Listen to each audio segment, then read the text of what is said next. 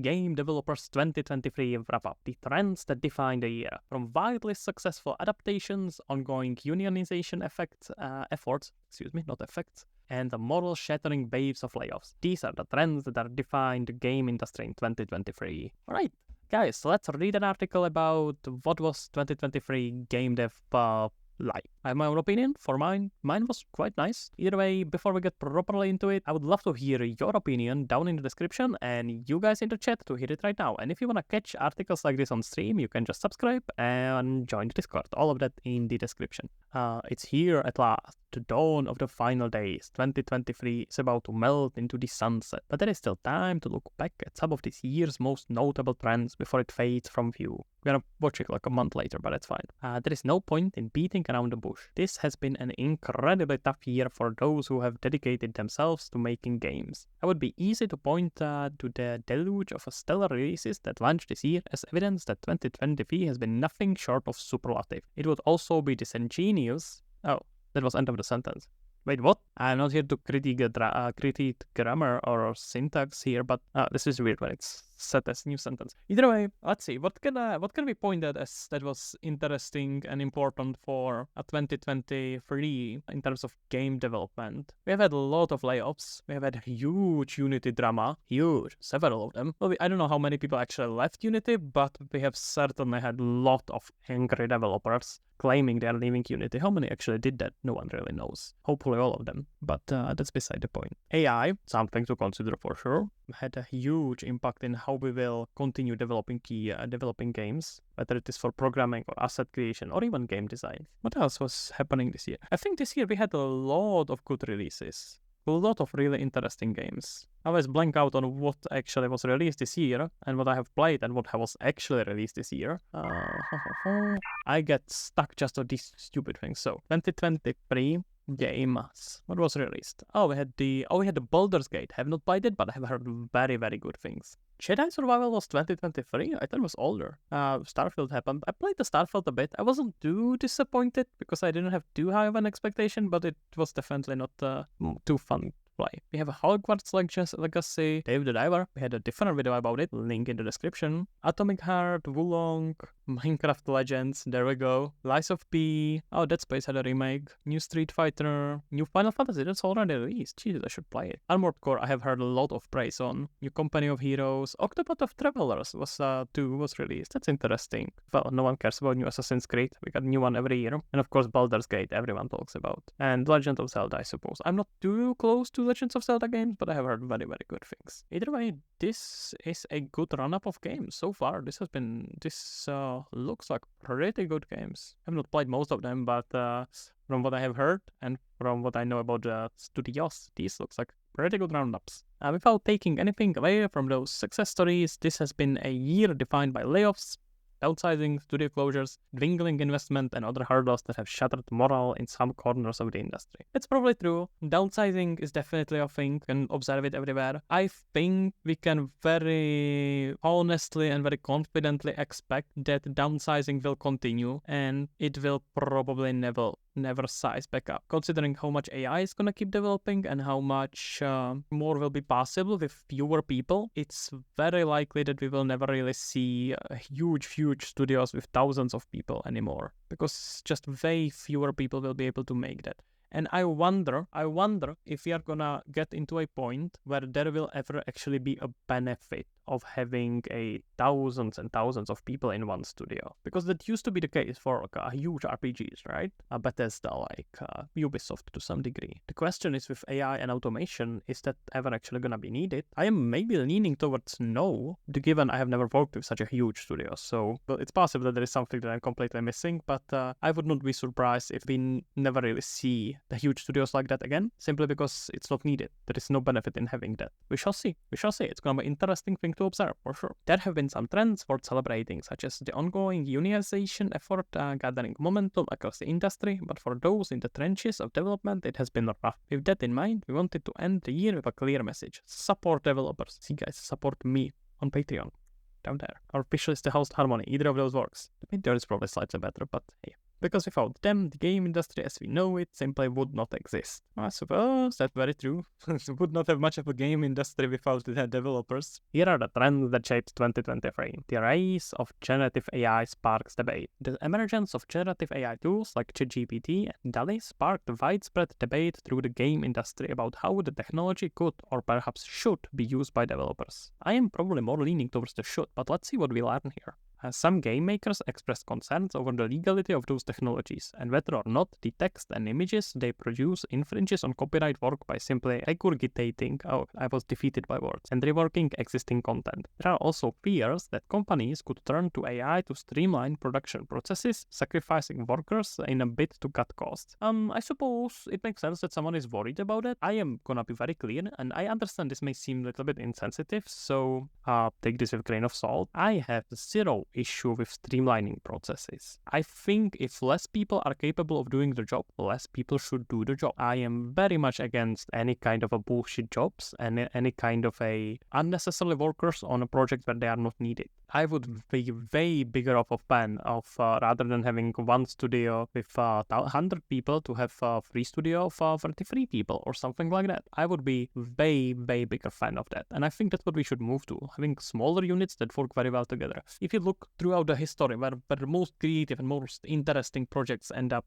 turning into something very interesting, it was by a small group of people. Very rarely is it the effort of a huge team. There is too much infrastructure that shows up. I am a huge fan of downsizing and rather separating into groups that focus on different projects. I think having like a lot of people working on projects just for the sake of a lot of people working there is not a very reasonable way to go about it. Not quite a fan of that. It's easy to understand why developers are on edge about technology that could be viewed as a shortcut to restructuring during a year. That has seen widespread layoffs devastating the industry, but that hasn't stopped major companies from throwing their weight behind generative AI, declaring it as the next big thing. Yeah, you always get a lot of very unnecessary and annoying hype around that. It's not that important. Clear comparison is of course crypto versus AI.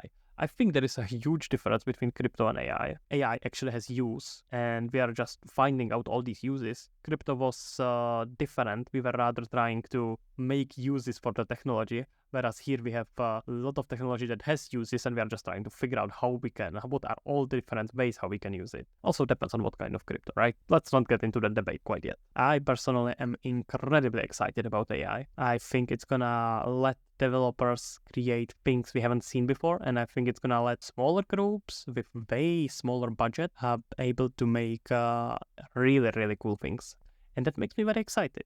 Both Microsoft and Sega are advocating for the technology and claim it will make life easier for its development teams. While the number of devs gathered at DICE 23 seem tentatively excited by how generative AI tools could eliminate mundane tasks and facilitate the rapid iterations. Epic Games has also invited devs leveraging generative AI tech to launch their projects on its digital marketplace, as they should. With company CEO Tim Sweeney claiming it's wrong to assume that all generative AI is terrible or infringing. That's very true. Others, however, remain cautious. Humble Bundles indicates it might restrict AI usage in future publishing contracts. Potentially. This is actually somewhat that may genuinely happen. It may be that some platforms will restrict AI, but now actually it was just a few days ago where Steam decided that it will allow all the AI content, almost all the AI content on Steam. And basically what's happening is that Steam is shifting all the responsibility for the AI-generated content to be legal and not using illegal source on developers. You as a developer are responsible to ensure that the content you generated and the content the machine learning algorithms were trained on wasn't illegal, which is fine. I think that's very fair. I think it should be on developers. They are the ones creating the content. Where you have actual publishers, that it could be a little bit different. And there is some potential liability, I suppose. I don't know, depends how the contract is set. Unionizing game developers fight for a better future. I don't think I care about that. Let's continue.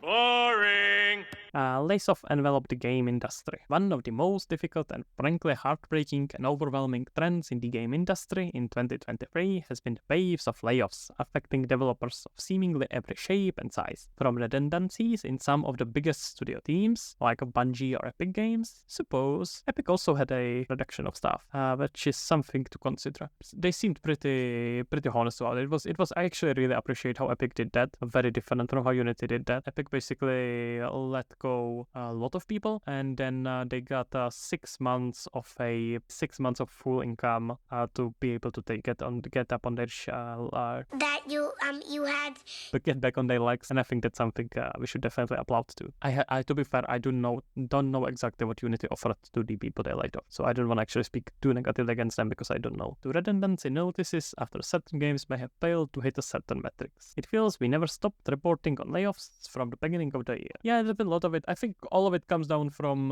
resizing, downsizing. Clearly, we have less need for many people to make the same scale of projects, so you will have to probably let those people go, or you will have to create separate teams that work on different projects. Different companies choose different topics, and I would also argue that there is still quite a lot of overhiring happening after COVID because they had insane earnings and now it's all going down again. So I would assume that also plays a huge role. You can see it on all the tech companies. I observe only the tech companies. I don't know much outside of that, so I don't quite know. But tech companies are known to overhire like crazy.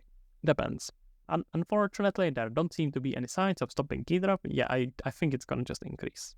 If you will allow me a brief peek behind the curtain, reporting on layoffs was so common this year that when putting together topics for our revamped website, we knew that layoffs would be a keyword on the site. It's a refrain we have heard over and over again this year that 2023 was wonderful for high-quality games, which you can see in our Games of the Year stuff list, blah blah blah, but challenging to terrible to the hard-working folks to actually bring to life. That's true. Workers ordered to return to office. Yeah, I think that's stupid. This is just stupid. I think return to office by any means is stupid, especially for something like game development. I think there is almost non-existent benefit in being forced to go to office. I have to say I was very lucky almost my whole life in almost all different jobs I have ever had. I was able to work remotely, except a few internships and then some works that wasn't really game dev related, just like summer jobs. And my productivity is insanely higher when I'm working from home. It's not even a question. You get so much more done in half the time. I think there is some benefit of some sort of a hybrid approach when you are living close by. Like imagine you go once a week into the office, you get rid of all the meetings. Sometimes there's some benefit in seeing people face to face. Never found that benefit, but apparently there is a benefit like that. Most humans seem to appreciate it. There is probably a benefit, but to do it here and there. But being forced to go to office just to work when you are doing something like programming or work that you actually don't need most of the time input of other people is just nonsense. There is no reason why you shouldn't be able to work from home. With the end of the pandemic, or at least any reasonable attempts to limit the spread of COVID, are declared this year for many, like those at Roblox Corporation, Activision Blizzard, or Ubisoft Montreal, and it also meant the end of working from home. This social distancing policy had many benefits outside the most direct, like not catching COVID. Seems like a good bonus. Supporting a more diverse workforce and reducing the carbon footprint of studios across the development spectrum. While working from home, policies demonstratively lower overhead and increased worker productivity. Nonetheless, many studios reversed course, rising in tandem with mass layoffs. Yeah, I think it's stupid. And especially if you have high expenses, like guess what? If you don't have office, you don't have to pay rent there. I find it very, very difficult to believe that having people come into office is cheaper than having people work from home. Even if you buy hardware for them, like a proper chairs and PCs, I would guess that in vast majority of the cases it's gonna be cheaper for the employer. Just forcing people to go to office, as far as I'm concerned, is completely stupid. Reports indicate this is at least in part due to sunk cost fallacy of real estate. Many companies claim they have expensive real estate leases to consider, but blah blah blah. Yeah, that doesn't seem like a fair argument. The transmedia obsession takes hold and pays off. What does transmedia mean? Is it like from media to media? Like games to movies or stuff like that? I guess so. Okay. While video games and Hollywood have been linked together for years, 2023 featured one of the stronger pushes towards synergy. HBO adaptation of Naughty Dog's The Last of Us and Illumination's record-breaking Super Mario Bros. Movie. There was Bros movie, I completely missed that. I have no clue about it. I know Fallout series is happening. I know The Last of Us series is happening. I was thinking a lot of the animated shows are really, really cool. Like Arcane was amazing. Cyberpunk, Edge Runners was really amazing. I think was there anything else? Any other game series? Not sure. I don't remember any, but either those two were or both are really, really good. Other releases made their own impact. Twisted Metal did well enough to earn a second season, to season 2 renewal. I have no clue what Twisted Metal is. And remind people, Peacock existed and Netflix had a strong showing in Castlevania, Nurture, and Capitalizer. The Witcher made something of an ending out of a surprising departure of a leading man, of Henry Cavill, even as the show will live on for at least 2 more seasons. I'm not sure that was surprising. It was pretty clear that Henry Cavill is gonna leave. And that's just what actually came out. More game-based shows and movies are in the works, some of which are set to release next year. Not all of them are likely to hit the same height as what was released in 2023, but the successes of this year, the releases does feel like a significant turning point in the future of adaptation and the transmedia singularity all studios are heading towards. Okay, it was pretty decent article. It was actually quite a nice wrap up. I really liked it very much from a journalist point of view rather than any sensationalist, which I really like. I really appreciate. I'm gonna drop you a link here, guys, in the description if you wanna have a read on it. All of you guys on the YouTube, I would love to hear your opinion. What do you think about all of this? And how was your 2023? And all of you guys in the chat, how was your 2023? Alright, I think that's it for this video. Sir Fansi out.